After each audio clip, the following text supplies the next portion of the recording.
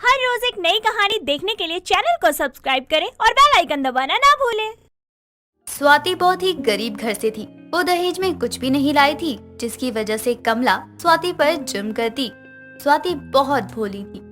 एक दिन स्वाति घर में पोछा लगा रही होती है, तभी बाहर से कमला आती है और फर्श गीला होने के कारण वो गिर जाती है। हाय राम, मार डाला रे, आज तो कमर ही तोड़ दी। ना जाने कौन सी कर्म की सजा दे रहा है भगवान मुझे। कमला जोर से चिल्लाने लगती है और घर के सारे लोगों को आवाज लगाती है। सब जल्दी से आते हैं और कमला को उठाते हैं। कमला अपनी बेटी पूजा से कहती है, ये पोछा किसने लगाया है? एक काम ढंग से नहीं होता है क्या? माँ, मैंने कुछ भी नहीं किया है, पोछा तो भाभी ने लगाया है। क्यों री, तुझसे एक काम नहीं होता है क्या? तुझे हमने इसलिए नहीं ब्याया कि तू हमारे हाथ पैर तोड़ दे। माँ जी, मुझे माफ कर दीजिए, आगे से नहीं होगा, आगे से मैं ध्यान रखूंगी। आगे गलती ना करे इसलिए तुझे तो अभी सजा मिलेगी और सारे बड़े बड़े बर्तन धोएगी और साथ ही सबके कपड़े भी, समझी?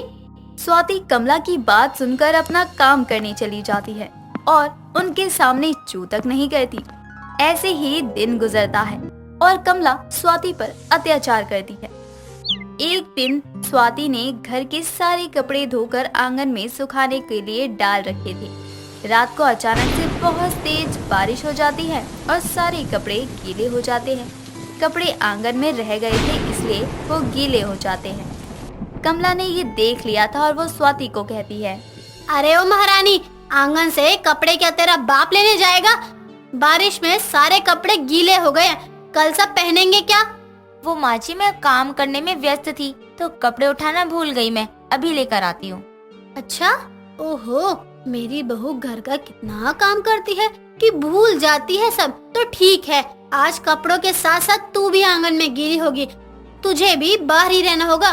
पर माँ जी, बाहर तो बहुत तेज बारिश हो रही है, मैं कैसे रहूंगी? मैं बीमार पड़ जाऊंगी। ये तो तुझे पहले सोचना चाहिए था। आजा, आज तुझे सजा मिलेगी, तभी तो आगे से ध्यान देगी। चल चल बाहर चल अब।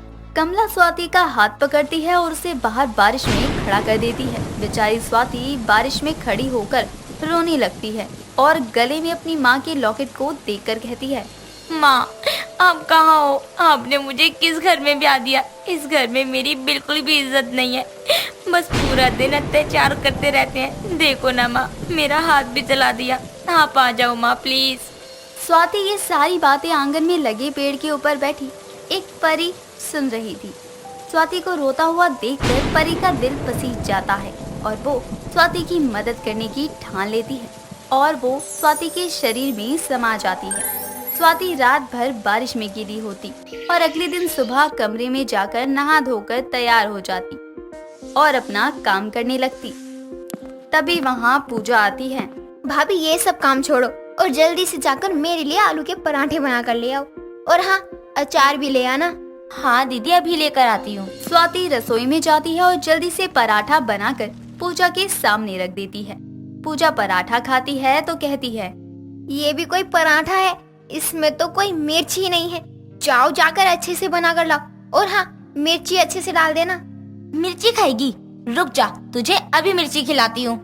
रसोई से मिर्ची का डब्बा लाकर मुंह में डालते हुए कहती है, ले खा मिर्ची। खाएगी ना? तू ले अब खा, भर भर के खा। आज के बाद कभी मिर्ची खाने लायक ही नहीं रहेगी तू। बहुत परेशान कर दिया है तूने। भाभी छोड़ो मुझे, नहीं खाना मुझे मिर्ची, अब नहीं बोलूंगी। स्वाति का ये रूप देखकर पूजा डर जाती है और जल्दी से कमला के पास जाती है। माँ माँ, पता नहीं भाभी को क्या हो गया है। क्या हुआ?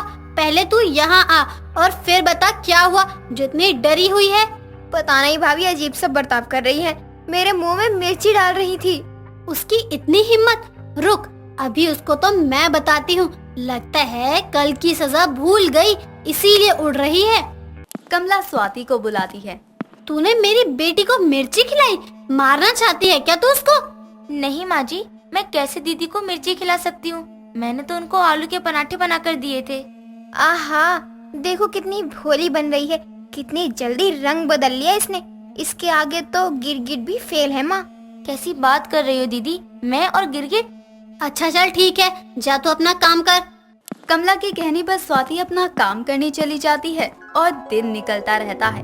अब परी स्वाति के शरीर में समाकर पूजा को परेशान करती, लेकिन पूजा की बात कोई नहीं मानता। ऐसे ही एक दिन सब खाना खाकर सो गए थे और स्वाति अपने पति मुकेश का इंतजार कर रही होती है। कुछ देर इंतजार करने के बाद मुकेश नशे में घर आता है। तेरे ही कारण मेरी जिंदगी बर्बाद हो गई। मैं पूरा बर्बाद हो गया। पूरी जिंदगी मुझको अफसोस रहेगा कि मैंने तुझसे शादी की है। पर मैंने किया क्या है जो आप मुझे ताने देते रहते हो और मारते रहते हो? तू मुझसे अपने पति से सवाल करती है? रुक, आज तो तुझे मैं जान से मार दूंगा। आज तू मरेगी और मैं जाऊंगा जेल। मुकेश अपने हाथ में शराब की बोतल लेता है और स्वाति के सर पर मारने ही वाला होता है। तभी स्वाति के शरीर में परी समा जाती है और उल्टा मुकेश के हाथ से बोतल छीनकर उसके सर पर ही मार देती है। तू मुझे मारेगा? तुम लोगों ने मेरा जीना हराम कर दिया है। जब से आई हूँ बस मार ही खा रही हूँ। तू रुक, तुझे दारू पिलाती हूँ मैं। स्वाति मुकेश को जबरदस्ती शराब पिलाने लगती है कि तभी शोर सुनकर कमला और पूजा आते हैं। मुकेश के सिर से खून निकलता देखकर कमला कहती है, ये क्या हुआ बहू?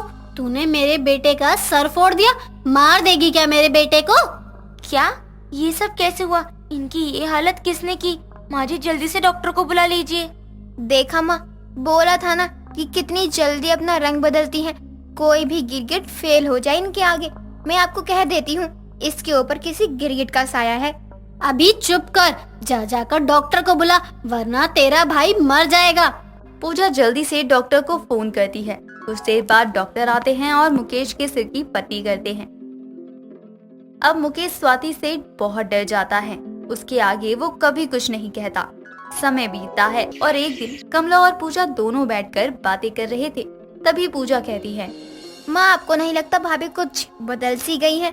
जब से आपने उनको बारिश में खड़ा किया है तब से ही उनका बर्ताव बदल सा गया है। हाँ तू सही कह रही है। लगता है किसी भूत प्रेत का चक्कर हो गया है उसके ऊपर। कुछ तो करना होगा। हाँ माँ, गिरगिट का भूत ही आया होगा, वरना इतनी जल्दी कोई रंग कैसे बदल सकता है? चल चुप कर, गिरगिट का कोई भूत नहीं होता है। चल एक काम करते हैं, अभी तक तुझे और मुकेश तुम दोनों से बदला ले लिया है, बस अब मैं बच गई हूँ। चल उसकी परीक्षा लेते हैं। कमला की इस बात पर पूजा भी हामी भरती है और कमला स्वाति को पानी गर्म करने को कहती है। कुछ देर बाद स्वाति पानी गर्म कर देती है। कमला और पूजा स्वाति के पास जाते हैं और कहते हैं, बहू पानी गर्म कर दिया ना तूने?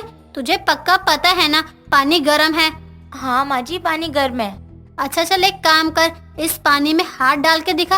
अगर तेरा हाथ जल गया तो पानी गर्म है, और अगर नहीं जला तो पानी गर्म नहीं है। पर माँ जी, कमला स्वाति का हाथ पकड़ती है और हाथ पानी में डालने लगती है। तभी स्वाति के शरीर में कुछ होता है और वो कमला का हाथ पकड़कर पानी में डाल देती है, जिससे कमला जोर से चिल्लाने लगती है, करमजली मेरे हाथ जला दिया। तेरे अंदर पक्का भूत है। रुक, अभी पंडित को बुलाती हूँ। हाँ हाँ जल्दी जा, जल्दी बुला कर ला। मैं यही हूँ, बड़ी आई मुझे जलाने के लिए। कमला और पूजा जल्दी से घर से बाहर भाग जाते हैं और मंदिर से पंडित को बुलाकर लेकर आते हैं। इसके अंदर भूत है पंडित जी, इसने मेरा हाथ जला दिया। क्या हुआ माँ जी, आपके हाथ क्यों जल गए? आप ठीक तो है ना? आप और इन लोगों को क्यों बुलाया है आपने? हाँ पंडित जी, भाभी के अंदर गिरगिट का भूत घुस गया है। ये रंग बदल में बहुत फास्ट है। स्वाति सबकी सुनती है, लेकिन बात अब उसकी बर्दाश्त के बाहर हो जाती है तो वो कहती है, मुझ में कोई गिरगिट का भूत नहीं घुसा है। मैं आप लोगों के बर्ताव से परेशान हो गई थी, बस इसीलिए मैंने ये सब नाटक किया। मैं बस बदला लेना चाहती थी। स्वाति की बात सुनकर दोनों को एहसास होता है और दोनों स्वाति से माफी मांगती हैं और उससे अच्छा बर्ताव भी करने लगती हैं। अब स्वाति के ससुराल वाले कभी भी स्वाति पर अत्याचार नहीं करते। दोस्तों, अगर आपको ये कहानी पसंद आई तो इसे लाइक करें, शेयर करें और कमेंट करके बताएं कि कहानी में आपको सबसे अच्छा क्या लगा।